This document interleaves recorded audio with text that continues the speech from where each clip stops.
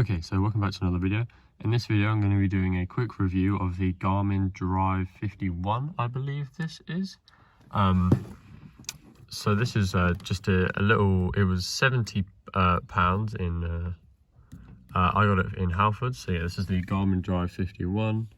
So I'm just going to be doing a quick review of it, letting you, showing you around, letting you know whether I think it's worth it. So I got this for £70, as I said. It comes with this little sticky thing. You just stick it on your windscreen or wherever you want.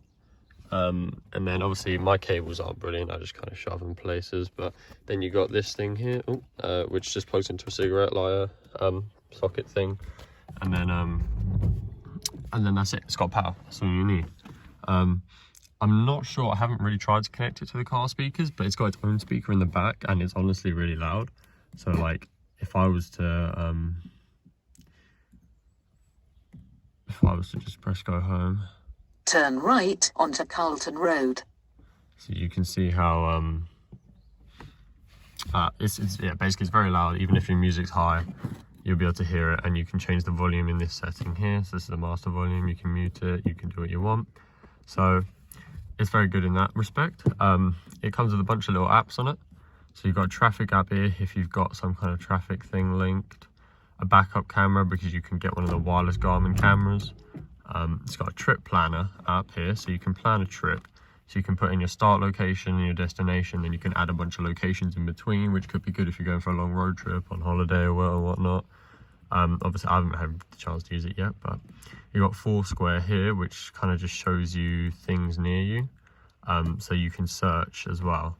So you can search like anything. You can search schools if you wanted to, and then a bunch of schools come up at the top there, you can see. And then if you can see them either through a list view or the map view.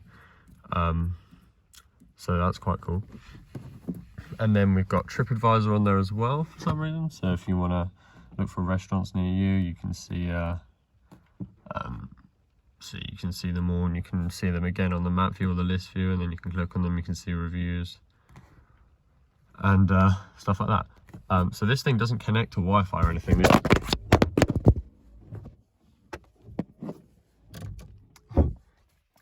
Hopefully I remember to cut that out. So it doesn't connect to Wi-Fi or anything, as I was saying. I might leave that in, actually, it's quite funny. So it's just you connect it to your computer or your laptop at home, and it downloads everything. So this is all just stored on the SD card, which I've shoved in the back, and then all this information, it's not getting it anywhere external, it's all on here. Then you can see a where I've been thing here, which shows you where you've been, which I'm not going to click on for obvious reasons. There's a little parking thing there as well. So if you do the where to button, you can set up your home, and then if you click go home, it will just take you home. You can manually input an address, you can put in postcodes, and you can spell out towns and stuff like that. You can set up a list of favorites. Your history is where you've set up, where you've been. Categories, so you can look up, you can find petrol stations and stuff like that. The trip planner again, all that. The parking one is very useful as well. I use a lot. So it just shows everywhere to park near you, and you can filter by ones that are free.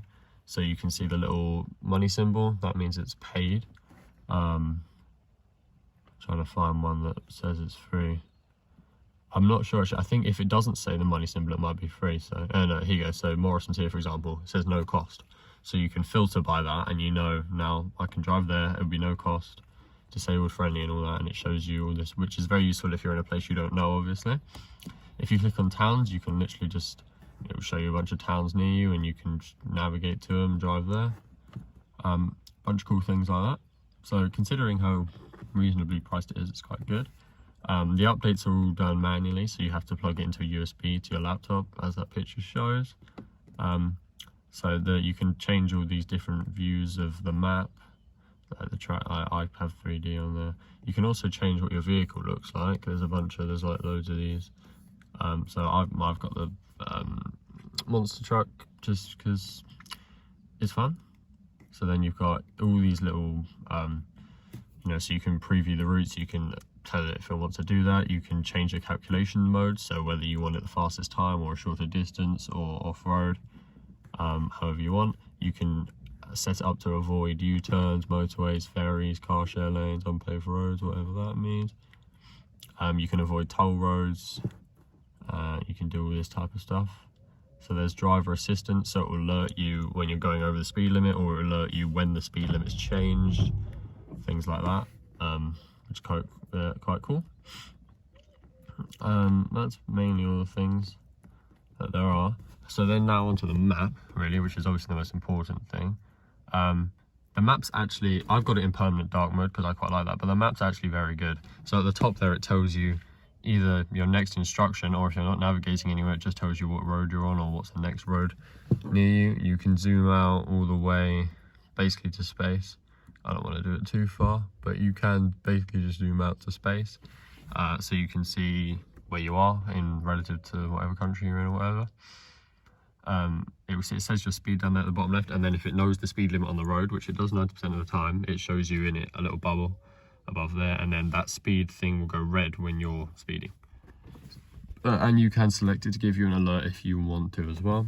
So it's got all these things on the road here, like this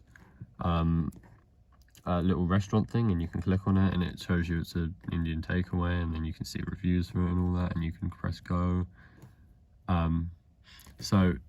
The instructions for the route are very good, and you can see it all. The map looks very nice when you're navigating, so I quite like the way it looks. If I just put in an address real quick.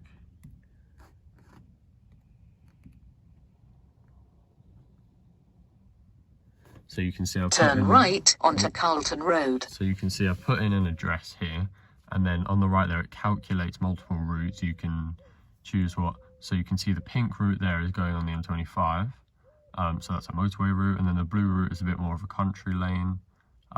You can choose which way you want to go, obviously, and then so if you choose that, you select please drive to highlighted route.